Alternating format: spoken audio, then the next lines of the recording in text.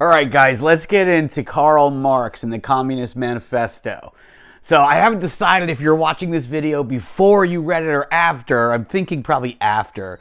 But in essence, what I wanted you guys to do in reading the Communist Manifesto is to figure out what in the hell Karl Marx is talking about. And then at its root, like if we do a critique of it, right? Because there's a lot of actually good thoughts that he has. I personally think the totality of his thoughts are incomplete, which will be my central critique. Well, one of them. But I think that he starts off pretty strong in the Communist Manifesto. So I kind of want you to have read that and think through, what is Karl Marx so pissed off about? What is he talking about? What is the central problem he seeks to solve? And what is the central solution he proposes? And then how does he seek to implement his solution? The whole thing, because I want you to understand it. For a lot of different reasons, principally because we want to be able to compare and contrast like the philosophy of capitalism, which you've now done the video on the original sort of teachings of Adam Smith, right? The idea that Adam Smith not only wrote The Wealth of Nations, The Invisible Hand, and Self-Interest plus the Invisible Hand, but he also wrote a second book called The Theory of Moral Sentiments, which is about sort of other-centeredness and market empathy, and the way those two go together to create the original vision of capitalism, which I think solves the problem that Marx is pissed off about. Okay, so I want to compare and contrast capitalism and communism, right? So communism is basically saying, look, people get exploited by their bosses. That's basically what he's saying. He's saying there's two classes of people, right? So you've got the bourgeoisie or the bourgeois, however you want to say it, right? That they're the capitalist class. They're the ones that own the means of production or the mode of production. They own the factory, they own the equipment, they own the job. They hire you. Who are you? Maybe not you, but hire this other person, the proletariat, the working class. And what is Karl Marx really talking about? What's he upset about? That there's an exploitation between the two classes. The capitalist class is exploiting the worker class. Why? Why is he saying that? And he's basically saying that the reason he believes there's exploitation, beyond the fact that the worker doesn't necessarily control the hours of work, the quality of work, the safety of the work, they don't necessarily control their wages, right? Basically what he's saying is that the capitalist is having an unfair advantage over the worker because the capitalist is making a profit off the worker's efforts. So if we're in the car industry, and let's just, for round numbers, let's say it takes $50,000 to make a car, right? God, it used to be, $10,000, right? So let's just go with that, okay? So it takes $10,000 to make the car, but then they sell the car for $30,000. How much is the profit? Well, the profit's $20,000. And the question is, well, how much does the worker get of that profit? Well, if the cost of making the car includes labor, then they're not getting any of it. If the cost of the raw materials is $10,000 and then the labor is some metric above that, then maybe the workers get some portion of that $20,000 profit. But the point is that, by and large, the capitalist takes most of the profit. And Karl Marx has a big problem with that. He says it's not fair. He calls that basically surplus value. That why isn't the worker getting the surplus value of the profit? And it's a fair question. I think there's actually a really good answer, which I'll do in a separate video.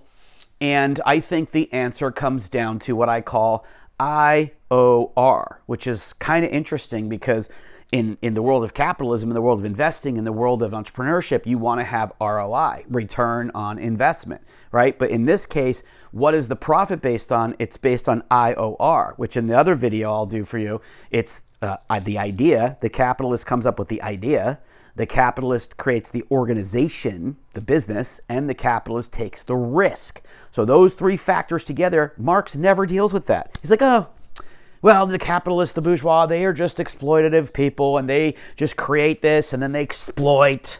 Well, yeah, but didn't they come up with the idea, the organization, and the risk? Karl Marx doesn't address that. He doesn't address the nature of profit as rooted in risk. He doesn't. It's not in the Manifesto, maybe in something else, but not in the Communist Manifesto. Okay, so I think there's some things to critique from him out of the gate. I do have a really key point that's going to be the core of this whole video. That's like the main thing why I think Marx is off. But I think there's some other ancillary ideas as well. However, let's also acknowledge where he's kind of on. Where does Karl Marx kind of make sense? And if you read the Communist Manifesto, you read about 10 pages in. And I remember reading, I was on an airplane. I never forget this as long as I live. I forgot to bring a book, and I'm on the plane. And I'm sitting there and I'm drinking my Coke and I'm looking out the window and I'm reading the Communist Manifesto, which I downloaded on my phone for some weird reason. I don't know why. And it's all I had. So I read it. And I'm thinking, man, he's kind of making sense. Yeah, people should be treated good. Yeah, work should be, more about self-expression instead of just like this raw labor that gets exploited, and the two classes are always in conflict. Yeah, I totally agree. It's like the world should be a better place. We should treat people good. And then after he says all these things that make kind of perfect sense, that people should be treated better, then he proposes how we're going to do it. And then what does he say? How we're going to fix it. Which to me, I'm sitting on the plane and I'm thinking, what the hell is he talking about? He has this great idea to make the world a better place, and then it's like a car riding up to the Grand Canyon. He gets to the edge, and then where's the bridge? Where's the bridge across the gap of the problem? There's no bridge. He basically says what? That there is this major problem between the classes. He calls it class struggle. The classes are in struggle, and so his solution is we create a classless society. No upper class, no lower class. We're all equal. How does he do that? He says no private property rights. Nobody owns anything. We all share it. Communism, community, communityism. We all own everything together. And how do we sort of construct that society? And this is the bridge to nowhere. There's no bridge. He says, well, we just give all the power to who? Who do we give the power to create the society that's going to work this beautiful communistic magic? What does he say? He says we give the power to the state. We just tell the state, okay, well, everybody should be equal, so just like do it and make it nice and it's happy, except for one huge problem. If the state is comprised of people and they're going to have all the power and they're going to have to kind of create this sort of system that's perfectly fair, how are we going to make sure that the state acts in a way that's perfectly fair when the state is in the position of the upper class because they have all the power? It makes no sense. And there's no solution. Okay? There's no solution. The big problem we have in human history is the fact that power corrupts, and absolute power corrupts absolutely, which is why you want to have systems that balance power and control. For example, in the Constitution of the United States, it's brilliant that you have the three branches of government. The legislature creates the law, the judiciary interprets the law, and the executive enforces the law, right? Legislature, Congress, the judiciary, the courts, and the executive, the president, and the police, okay? So it's a separation of power so that nobody has absolute power. And we hope that there's less corruption. Of course, in our system, we allowed lobbying. We allowed money to infiltrate the system. And so unfortunately, there's quite a bit of corruption. And we have to see, how do we actually deal with that? That's a problem. And I think that's one of the central critiques against sort of corporate capitalism is the corporations are influencing the government rather than the government influencing the corporations. It's a big problem. We have to figure out how to solve that. But we're talking about Marx at the moment. We'll talk about capitalism later. So he's saying in the Communist Manifesto, there's this big, big problem. Now we get to the juicy piece that I want to tell you. This is the big major point, okay? The big problem that we have is that with human groups, there's always class struggle, right? Class struggle. The upper class bourgeois is in a struggle against the proletariat, the worker class, and the worker class is in a struggle against the capitalist class, the bourgeois, and it's not good. And so we have to eliminate class struggle. And then I remember reading this. Remember, I'm on the plane, right? And I'm sitting there looking out the window, and the clouds are going by, and I'm flying. I was going probably to the East Coast or something, and I'm drinking my soda. I'm thinking, clinking the glass, and I'm like, all right, wait a second. Something's wrong here. Like, something was bothering me about what I was reading, and I couldn't figure out what it was. And I was just staring out the window, and I'm kind of letting my thoughts flow, and I'm like, drinking the soda. I'm like, something's just not right. There's something not right about what Marx is saying. It's beyond what I said about the state. And I'm like, what is it? And boom, I was like, Oh my God, I got it. I couldn't believe it. It just hit me like a lightning bolt, like a flash. And I was like, whoa. And here's what it was. Think about this, right? The major problem is class struggle, that these two classes are battling each other. But here's the problem that Karl Marx doesn't address. He doesn't even identify it. He doesn't present it. It's just not there. And this is it. Listen to this and test your own experience. Tell me if I'm wrong. Here's the point. The nature of nature is class struggle. The nature of nature, the nature of the world, the natural world, the nature of nature is class struggle.